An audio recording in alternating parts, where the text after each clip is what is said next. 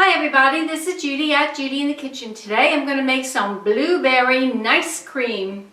This is really easy. You want to do it either in a blender or a little food processor, whatever you have. I have one frozen banana that of course is peeled. I'm going to add that to this little mini food processor that I have. And then I have 1 cup of frozen blueberries.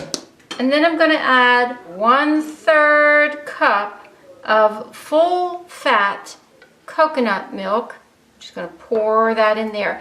You can go up to a 1/2 cup. So it's a matter of how creamy and liquidy you want this to be. So I'm just starting with 1/3 cup, and that's probably going to be enough for me to add to this nice cream. Now that's basically it. If you want to add a sweetener to it, you can add a sweetener. If you want it sweeter without adding a specific sweetener like honey or maple syrup or sugar or whatever to it, you can add some fresh or frozen grapes. Red grapes are really good because they are sweet, and you can just add them to the mix.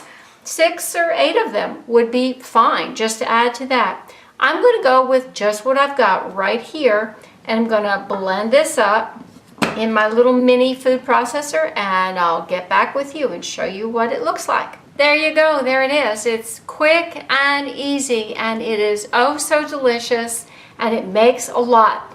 To me, this is too much for one person. It would be 2 generous servings as far as I'm concerned. Of course, I'm a small person. You may want to eat it all.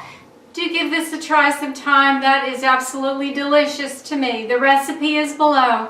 This is Judy at Judy in the Kitchen. Bye for now.